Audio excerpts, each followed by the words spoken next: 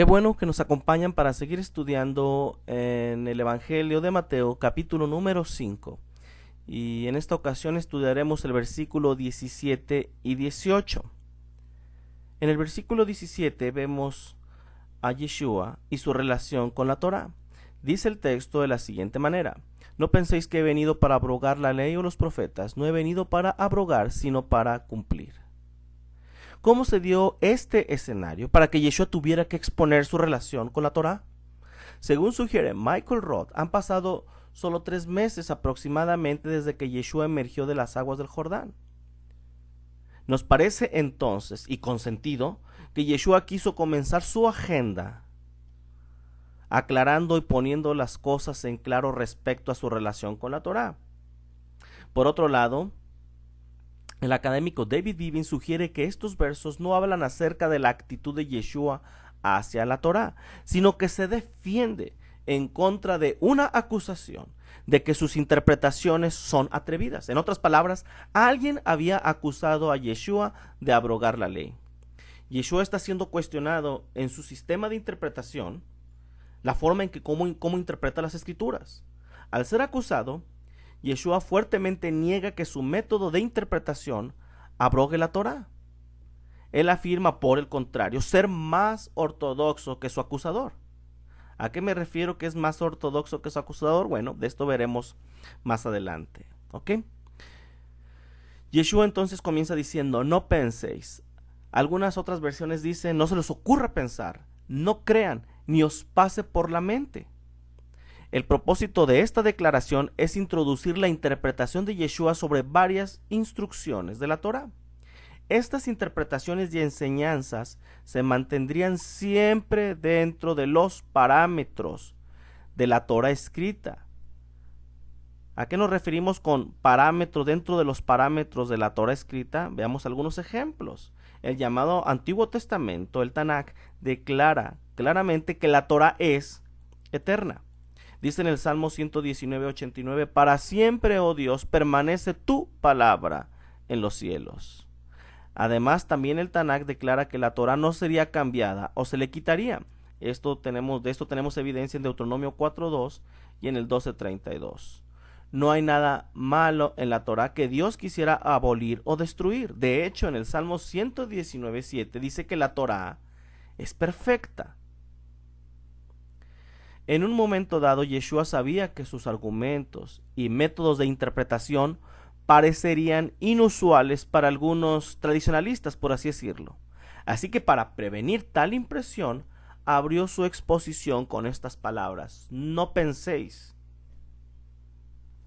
Así, basado en el hecho de que la Torá es eterna, a la Torá nada se le añade y nada se le quita, y la Torá es perfecta, Yeshua dice: no he venido para abrogar, sino para cumplir.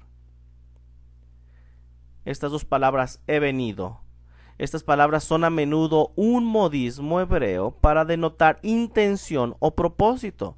Así, Yeshua estaría diciendo: no es mi propósito o no es mi intención abrogar, sino cumplir. Ahora veamos las palabras abrogar y cumplir. En la mayoría de los círculos cristianos existe mucha confusión sobre lo que significa abrogar y cumplir en el pasaje de Mateo 5:17. Y estas palabras son interpretadas en el sentido de que Yeshua vino para abrogar, destruir o derogar la ley y los profetas, y que su cumplimiento u obediencia se convirtió en nuestra propia obediencia. Esto es, Yeshua obedeció en nuestro lugar.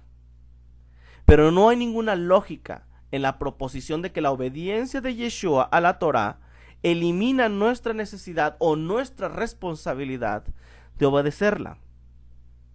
Sigue explicando el cristianismo romano que si la ley llevara la misma relación de obligación para los hombres hoy, entonces no fue cumplida y Yeshua falló en lo que tenía que hacer.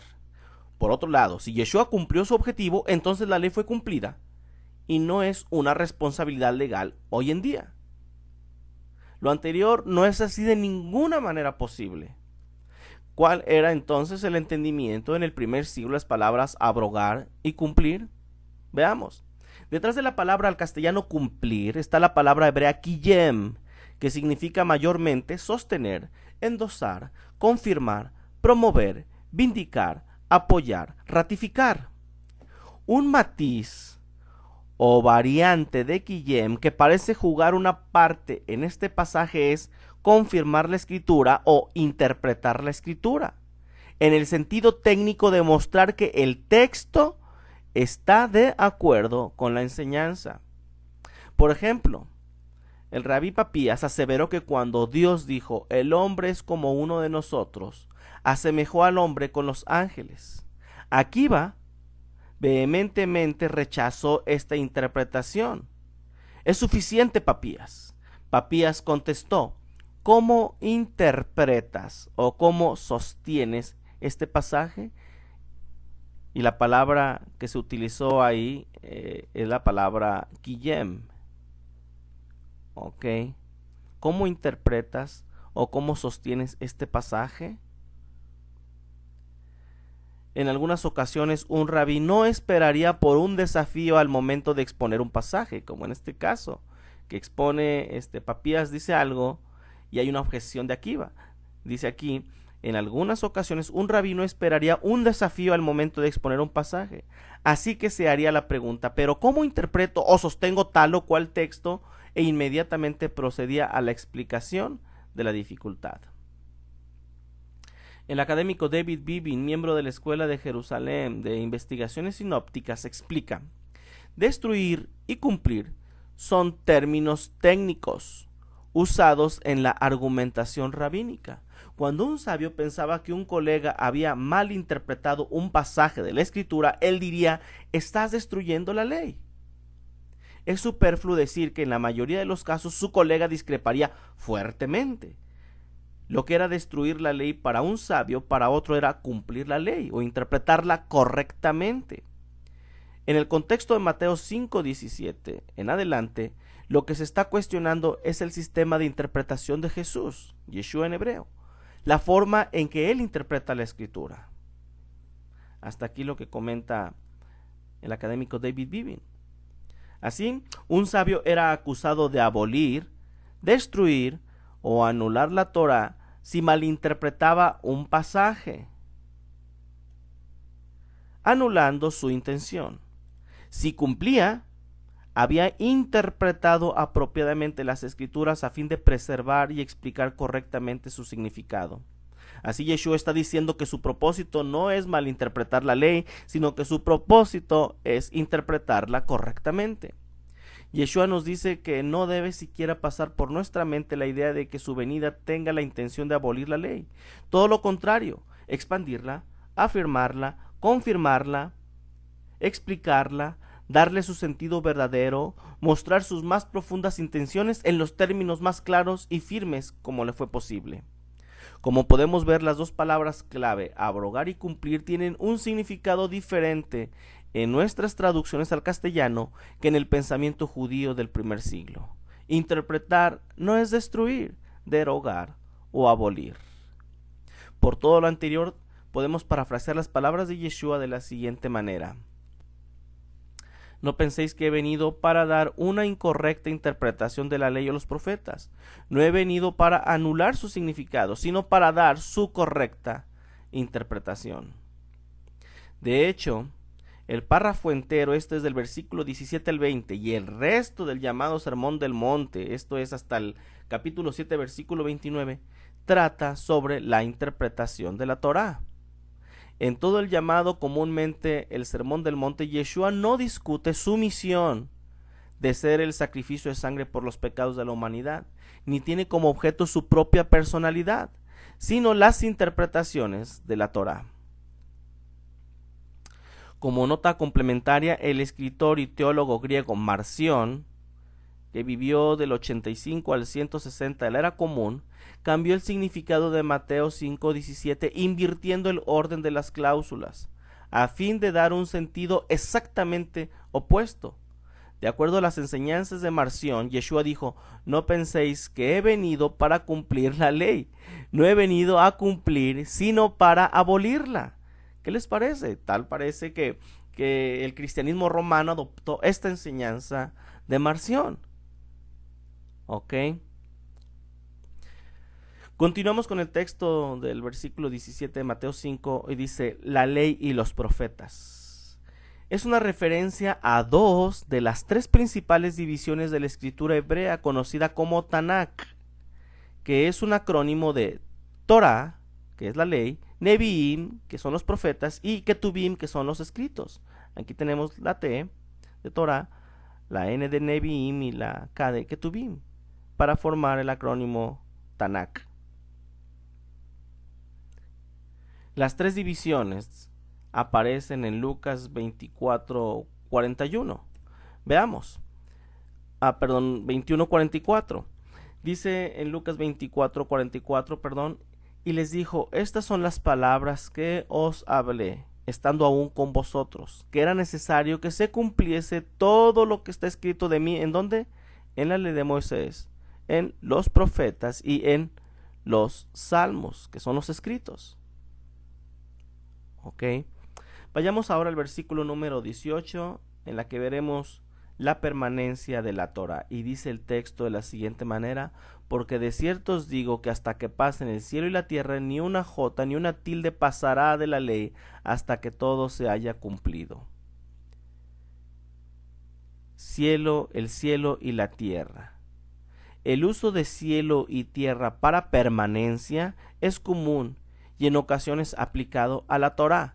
Por ejemplo, en Deuteronomio 30:19 dice, a los cielos y a la tierra llamo por testigos hoy contra vosotros, que os he puesto delante la vida y la muerte, la bendición y la maldición. Escoge pues la vida, para que vivas tú y tu descendencia. ¿Por qué son puestos por testigos el cielo y la tierra? Dice el comentarista Ibn Ezra, ya que ellos son permanentes. Filón de Alejandría decía, la ley es inmortal, en tanto que el sol y la luna y todos los cielos y el universo existan. Continúa el texto diciendo, ni una jota ni una tilde pasará de la ley. Detrás del castellano jota tenemos la palabra griega iota, que es la 9ª letra del alfabeto griego. La letra griega iota representa la letra hebrea yot. Aquí tenemos el alefato hebreo, y aquí tenemos a la yod. Visualmente podemos notar que la yod es la letra más pequeña del alefato hebreo. Detrás de la palabra al castellano tilde tenemos la palabra griega keraya, que significa pequeño cuerno, punto o significa adorno caligráfico. Keraya representa a la kotz hebrea, que significa básicamente lo mismo, pequeño cuerno, punto o un adorno caligráfico. En el libro Entendiendo las palabras difíciles de Jesús de David Beaven ilustra lo siguiente. Aquí tenemos una yod, después tenemos una yod con este ganchito que es la kotz. Después tenemos una lamet y tenemos una lamet con una kotz, esta puntita. En otras fuentes tenemos una yod en el hebreo moderno, y a esta punta, a esta esquina, se le conoce como kotz.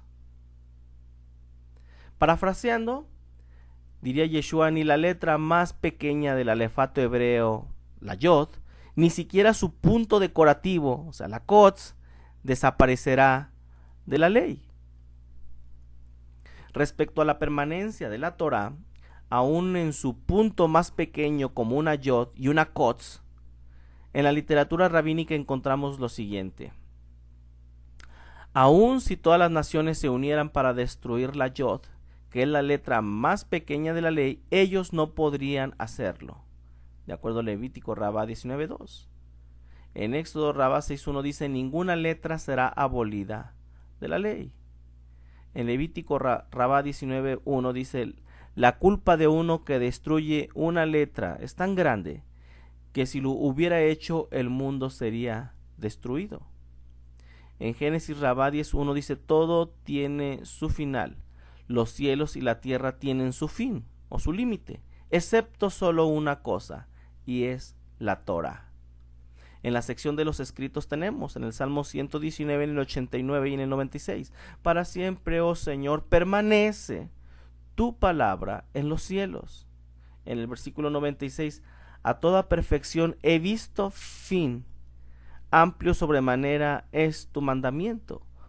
Rashi explica de este verso 96, tus mandamientos no tienen fin o no están sujetos a conclusión. Muy bien, hasta aquí la explicación del versículo 17 y 18 de Mateo capítulo número 5.